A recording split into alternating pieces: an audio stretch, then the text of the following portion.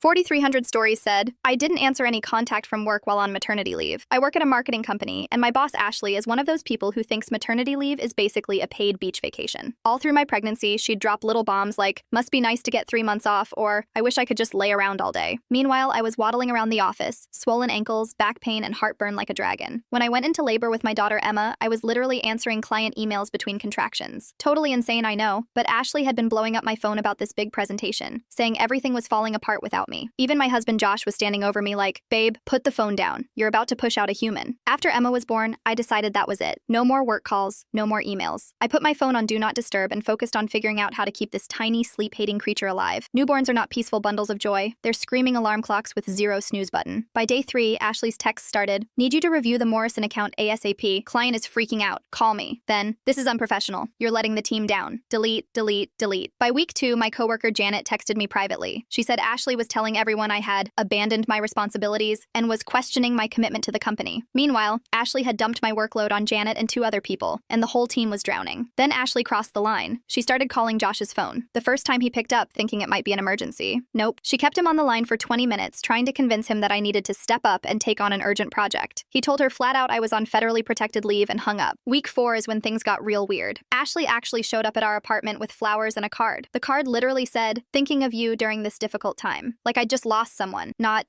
brought life into the world. She stood there on my doorstep, hinting that she just needed me to look at one tiny thing for 5 minutes. I told her no. She gave me this death glare and then said, when I had my kids, I was back to work in 2 weeks because I cared about my career. I shut the door in her face. Then came week 6, the certified letter. I was being written up for failure to communicate during approved leave. Apparently, my contract had some sneaky clause about being reasonably available during maternity leave. HR guy Brad tells me, your leave is protected, but your job performance is still being evaluated on collaboration and dedication. Translation, they were building a paper trail to fire me. That's when I pulled out my ace. I forwarded every single inappropriate email, text, voicemail, everything to my lawyer. I even included screenshots of Emma's birth records and my official leave paperwork. My lawyer took one look and said, yeah, this is lawsuit level illegal. He sent the company a formal letter that basically said, stop contacting my client or we sue under the Family and Medical Leave Act. Next day, Ashley called me crying. Suddenly it was all a misunderstanding and she was just trying to keep me connected to my work family.